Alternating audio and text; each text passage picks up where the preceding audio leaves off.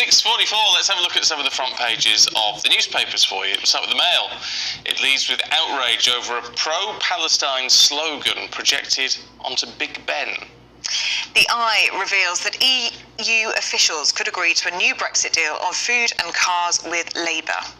The Telegraph leads with Ukrainian troops blaming lack of Western supplies for battlefield setbacks. The Guardian says that seeing the same GP can cut workloads and improve health. That's according to a study. It's a statement of the blooming obvious, isn't it? I mean, honestly, it's how it was in the good old days. Yeah. Where's your GP now? A doctor. I don't even know who my GP is anymore. No, neither do I. Get who you're given. The Times reveals that recruits at Great Ormond Street Hospital are learning psychological techniques to secure donations. Well, if it works. Well, joining us now to go through what's making the news is writer and journalist Andy Jones and the broadcaster Claire Muldoon. Very good to see you both this morning. And Andy, let's start with this outrage, shall we, about the pro-Palestine slogans being projected onto Big Ben. Yes, and it's not just any old pro-Palestine slogan, it's a particularly divisive one. From the river to the sea, Palestine will be free. This is a slogan which obviously, by saying from the river, the Jordan River, to the Mediterranean Sea, Palestine will be free, there will be no Israel. So it's a slogan that certainly pro-Israel and many other people say. But it's anti-Semitic, isn't it? Indeed, it's the removal of Israel. And the other thing is, it's a very hard slogan to get on Big Ben. From the river to the sea, Palestine will be free. And if you should see the pictures there, that you can barely even make it out because it's so small. I mean, in terms of impact, free Palestine would have been far clearer and less provocative, right? This is a deliberate use of a slogan that's deliberately known to be anti-Semitic. There are lots of slogans that they could have used to call for a ceasefire, a free Palestine, save lives, save Gaza, all of this stuff. Knowingly using this slogan, and Jewish MP Andrew Percy says that message says no Jew is welcome in the state of Israel or on that land, and it's a deliberately anti-Semitic. All right, why then Scotland Yard saying they can't act against anyone because it's not a criminal offence? Is it not a criminal offence to be anti-Semitic? It is, but who was it that came out and said that it is and it should not be used, that term at all, in any of the Palestinian marches in London? Suella Braverman. It was Suella, wasn't it? Yeah, she said widely understood as a demand for the destruction of Israel, yeah. But what I don't get is the fact that Scotland Yard could not take action. Big Ben is an iconic building in London that is so iconic that the Luftwaffe even knew about it when they tried to bomb London. It is that iconic. So to use such a disparaging anti-Semitic trope on Big Ben, I can't believe the police could just stand around and do nothing about it. I'm all for free speech, okay? And again, that's the narrative. Hate speech. But not hate speech, and not such a publicly offensive, and it really does push the boundaries and push the narrative of Jews aren't welcome. And that's just not right. No. The Met statement on this, and I'm paraphrasing it because it's quite a long statement, they basically say that while chanting this slogan could be unlawful, under public protest it is not a criminal offence. So basically you can do that, but you can't chant it in the street. It could potentially be unlawful. Well, it's the form of chanting it, because you know what, if they put it up, people will read it. Some people will read it out loud. They're committing the crime. I think it's very provocative. Well, they're going by the letter of the law rather than the spirit of the law, I think, on that one. Manipulation. And again, there were any number of pro-Palestine slogans they could have used on Big Ben, and it was specifically this one, which I think is a very divisive thing to do. Yeah. It certainly is, yeah. Claire, let's look at the Eye front page, shall we? This new Brexit deal. Well, it's agreed with Labour. It's not a new Brexit deal. Johnson, when we left the EU in 2020, negotiated our current form of Brexit then, and it's up for renewal in 2 years' time. But this isn't about Brexit. I think this is about Keir Starmer putting out his barrow boy wares in his wheelbarrow, saying, look, this is what I'll do. It's basically a Labour Party manifesto. And even Europe now think that he will win the election and therefore bring Labour with him.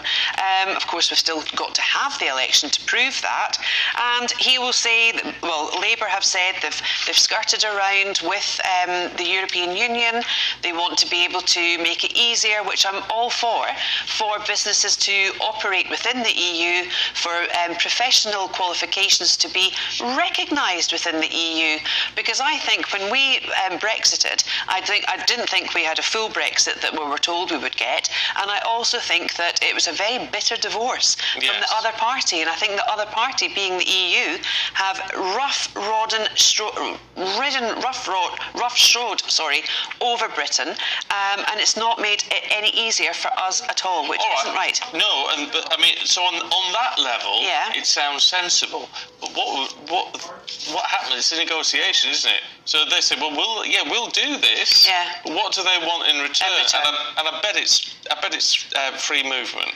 Well, if it's free movement, then that will help people. You know, there's many people in this country. Free movement, do we? Many people have got second homes, like I'm bringing this into it, in Spain and France. And at the moment, they can only spend 6 months of the year there. They have to come back home because they're domiciled here. But I think that free movement will work. But also, there's lots of young kids that want to go away and work and stuff like that, which they still can. We don't need to go back to what we had. We need to now move forward with change, but with change for the greater good and change for Great Britain, which we haven't had. No, and I'm surprised. A lot of people would turn around and say to you, you were expecting a sort of harder Brexit, and people would say, but this would be in effect be a soft Brexit. Well, we've got a soft Brexit at the moment, and I think from a Labour Party perspective, the majority of the Labour Party didn't even want Brexit, remember? So do we have any confidence in Keir Starmer being able to deliver on something that Johnson had done in 2020 to actually make it easier for us in terms of goods, services, and I'm even talking about plants, because we can't sell live plants to Europe at the moment, nor take in fresh meat, and we can't export fresh meat either. So the whole thing's an absolute anathema. But you know, we can't blame Brexit for everything that goes wrong in this country, because we have to look at France and Germany, and their economies are worse than ours, and things globally are really bad. We've got 2 wars going on at the moment, basically.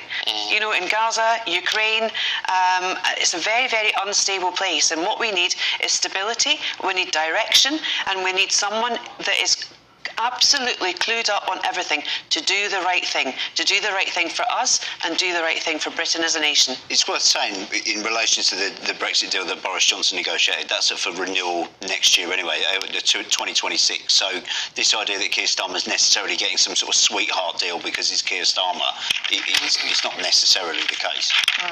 No. Should we have a look at Liz Truss? Should we? Because she was on Farage last night. Let's have a quick listen. This is what every human being wants.